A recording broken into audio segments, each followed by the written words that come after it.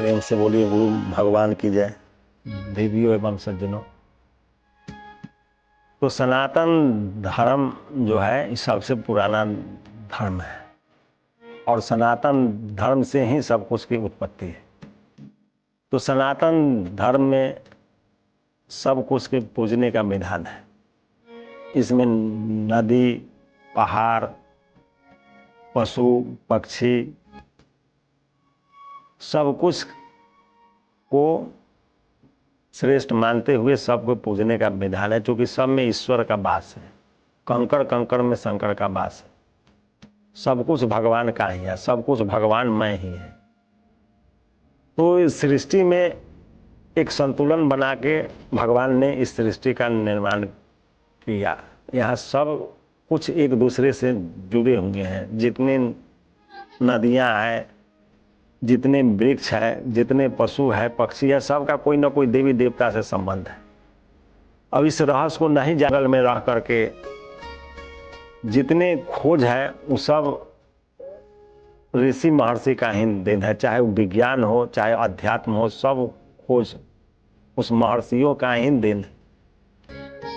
और आप सब आदमी देखे होइएगा जो रामायण काल के समय टीवी पर जो रामायण चलता है, चाहे आज भी चल रहा है, उसमें देखिएगा जो भगवान श्री राम जब वनवास काल में गए थे, जितने भी वनवास में जितने भी ऋषि महर्षि संत महात्मा जितने भी थे, सबके आश्रम में गए। लगभग अच्छे अच्छे जो भी थे उस समय, उस सब के आश्रम में गए। लेकिन उस समय कोई मंदिर उसमें कहीं दिखाई नहीं पड़ता है। उस समय मंदिर नहीं था। उस समय ऋषि के आश्रम ही हुआ करते थे और उसी आश्रम में जो शिष्य लोग रहते थे, शिष्य और गुरु परंपरा में ही लोग ज्ञान सीखते थे और गुरु के बताए हुए मार्ग पर ही चलते थे। और सारे शिष्य लोग जो है वो सब लोग सारे ज्ञान विज्ञान को जान के अंत में ईश्वर को भी जान जाते थे।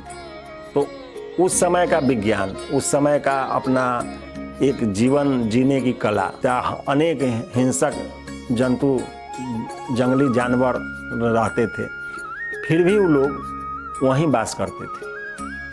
और उस एकांत स्थल पर वो लोग अपने आत्म तत्व को शोध करके उस परमात्म तत्व को भी शोध कर लेते थे और सारे संसार के ज्ञान विज्ञान, वृक्ष, नदी, पौधा, पशु पक्षी सब के बारे में जान जाते थे और सब के बारे में उन्होंने शोध करके बताया।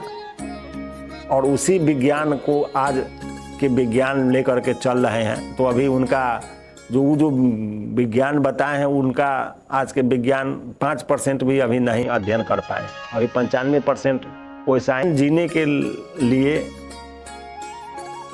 मनुष्य को शास्त्र को समझना पड़ेगा, शास्त्रीय पद्धति से चलना पड़ेगा, तो उसका जीवन सुख और शांति से भरा रहेगा, आनंद से भरा रहेगा।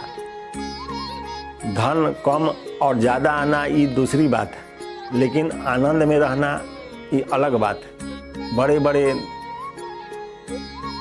राजा महाराजा बड़ा बड़ा महल में वास करते हैं, सारी सुविधाएं उपलब्ध है, 36 राग वहाँ बरस रहे, 56 व्यंजन उपलब्ध है, लेकिन फिर भी शांति नहीं।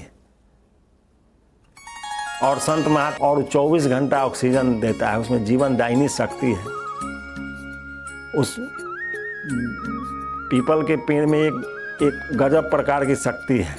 उस पीपल के पेड़ में ब्रह्मा विष्णु महेश का वास बताया घेरा है, तो उसका उपचार भी है। जैसे मनुष्य को कोई प्रकार के व्याधि पकड़ लिया, कोई रोग अचानक शरीर में प्रवेश कर गया, तो आप किसी डॉक्टर के पास जाते हैं, डॉक्टर आपका इलाज करता है, डॉक्टर आपको दवा देता है, उस दवा का डॉक्टर सेवन विधि बताता है, उस सेवन विधि के अनुसार आप उस दवा का सेवन करते हैं तो कुछ दिन में आपका रोग समाप्त हो जाता है और आप भला चंगा हो जाते हैं।